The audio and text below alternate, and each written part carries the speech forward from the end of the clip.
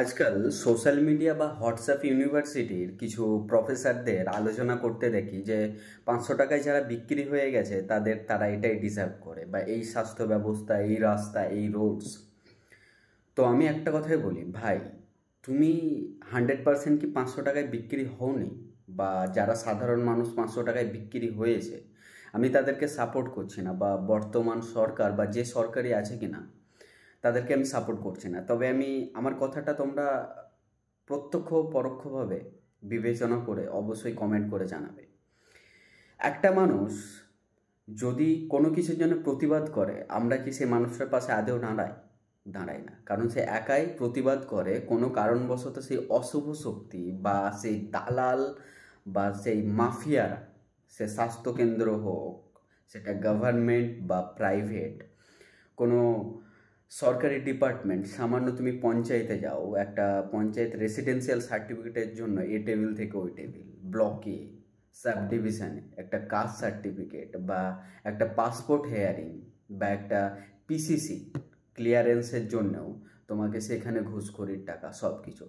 জানি হয়তো এই ভিডিওটাই আমার কপিরাইট, বা অনেকে হয়তো আমাকে হুমকিও দিতে পারে, কারণ হয়তো কারো বিরুদ্ধে কথা হয়ে যাবে বা কারো পক্ষে কথা হয়ে যাবে। তো তার জন্য বলছি, আমরা কিন্তু কেউ সৎ না। কারণটা হচ্ছে আমরা নিজেরটা হয়ে গেলে না আর পরেরটা নিয়ে ভাবি না, বা প্রতিবাদ ওই শুধু খালি হোয়াটসঅ্যাপ ইউনিভার্সিটিতেই, সোশ্যাল মিডিয়াতেই প্রতিবাদ করি। কারণ প্রতিবাদ করলে যে গা ঢাকা দেওয়া যায়, আর যদি প্রকাশ্যে প্রতিবাদ করতে আসি ভাই, তখন একটাই অজুহাত, আমার পরিবার আছে, আমার ফ্যামিলি আছে, আমার ফ্যামিলি পরিবারের দায়িত্ব নেবে কে? তাহলে এই কথাগুলো মানায় না। সোশ্যাল মিডিয়ায় এই কথাগুলো মানায় না। যারা বড় বড় কমেন্ট করে, ক্যাপশন দিয়ে কন্টেন্ট ক্রিয়েশন করে, তাদেরকে বলছি এই কথাগুলো মানায় না। আসুন ময়দানে নামি, ক্ষমতা থাকলে। রিসেন্ট একটা ঘটনা, গৌড় বিশ্ববিদ্যালয় মালদায় দেখেছেন, কিছু ছাত্র তারা তাদের ফিজ বাড়ানোর জন্য তারা প্রতিবাদ করেছিল, আন্দোলন করেছিল। তার প্রতি উত্তরে কী হলো? সেখানকারই কিছু যারা ছাত্র যুবনেতা তাদেরকে মেরে পিটে বার করলো বা তাদেরকে থ্রেট দিল। তাহলে যারা ছাত্র যুবনেতা তারা তো নিশ্চয়ই, তারাও ছাত্র। তাহলে ভাই, তারা আন্দোলনটা করছে ফিস কমানোর জন্য।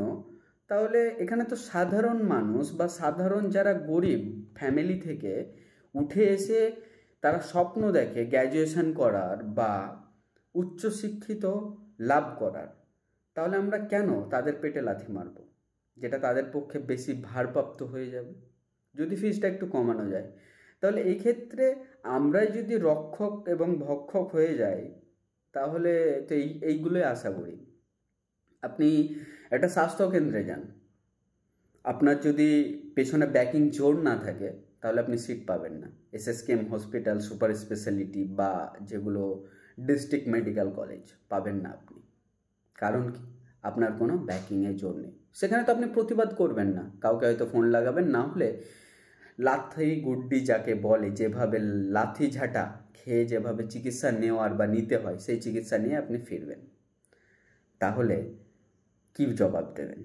সে সময় আপনি ওই অসহায় মানুষটার পাশে দাঁড়ান না। আপনার জোর আছে, আপনার নেতার জোর আছে, আপনার ব্যাকিং আছে, কেউ আছে ভেতরে, তার দিয়ে আপনার কাজটা আপনি সেরে দেন, বা কিছু তলগোজা দিয়ে দেন। সেখানে আপনি প্রতিবাদ করেন না যে আমি কেন দেব। আপনারা তো প্রপার স্যালারি পান।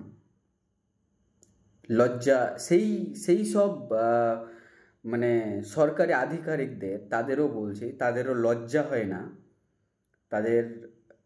তারা ইউপিএসসি, আইএস, ডাব্লিউবিসিএস কোয়ালিফাই করার পর, এত হাই র্যাঙ্কে, মানে ওয়েল এডুকেটেড অফিসার হওয়ার পর, একজন মূর্খ, হ্যাঁ মূর্খ বলছি কারণ গ্রামের মানুষরা বেশিরভাগই তাদের কাছে মূর্খ, হাজার শিক্ষিত হলেও। কেন? গেঁয়ো ভূত তাদের কাছে হাত পেতে ভিক্ষা নেয়, 100 টাকা ঘুষ দরকার হয় তাদের। কেন হয়? তাহলে কি বলবেন এই নিয়ে? তাই বলছি, হোয়াটসঅ্যাপ ইউনিভার্সিটিতে বেশি রিসার্চ না করে ময়দানে নামুন। প্রতিবাদ করতে আসলে আসুন, আছি, বলে না, কাঁধে কাঁধ মিলিয়ে পথে নামুন। হোয়াটসঅ্যাপ ইউনিভার্সিটিতে কান টানাটানি ধাক্কাধাক্কি করে লাভ নেই। কারণ এই কারাপশানের বিরুদ্ধে যদি আপনি না ময়দানে নামি বা না প্রতিবাদ করি, ওই হোয়াটসঅ্যাপ ইউনিভার্সিটি বা সোশ্যাল মিডিয়ায় প্রতিবাদ করে কোনো কিছু লাভ হবে না। যতক্ষণ না ফিল্ডে নেমে, আজকে সারা রাজ্য জুড়ে উত্তরবঙ্গে বন্যা, মালদা মুর্শিদাবাদে নদী ভাঙন, এই বছর না বিগত 3 বছর থেকে বর্তমান সরকার বা বর্তমান কোনো অ্যাসোসিয়েশন অর্গানাইজেশনের কোনো ভ্রুক্ষেপ আছে বা কোনো ন্যাশনাল টেলিভিশনে আপনি এই রিপিট টেলিকাস্ট দেখতে পান না। কারণ কি? আমরা দেখতে চাই না তো, আমরা প্রতিবাদ, আমরা প্রশ্ন করতে জানি না, আমরা কি করে দেখব? যদি আন্দোলন করতে যাই, ওই তো আমাদেরকে দেশদ্রোহী বা অ্যান্টি ন্যাশনাল আতঙ্কবাদী বলে আমাদেরকে ভেতরে ভরে দেবে, বা রাষ্ট্রের কোনো প্রপার্টি ধ্বংস করেছি সেই বলে আমাদেরকে আখ্যা দেবে, উপাধি দেবে। তাহলে এটা তো ভাবার বিষয় যে আমরা কেন তাহলে প্রতিবাদ করব। হ্যাঁ, এটাই। তাহলে কতদিন চলবে? তাহলে আপনি কিভাবে এর মেন যে মূল বলে না, রুটটাকে কিভাবে উপড়ে ফেলবেন? আপনার কাছে অধিকার আছে। আপনি যখন প্রত্যেক 5 বছর অন্তর অন্তর ভোট দিয়ে চুজ করছেন, সেখানে আপনার ক্ষমতা সবচেয়ে বড় পাওয়ার।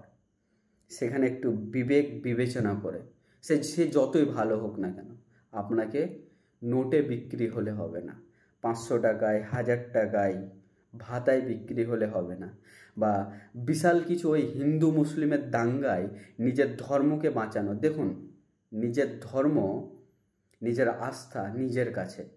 লোক দেখানো ধর্ম করে না আপনাকে ভগবানও পার করবে না। কারণ ভগবান জানে যে আপনি কি করছেন।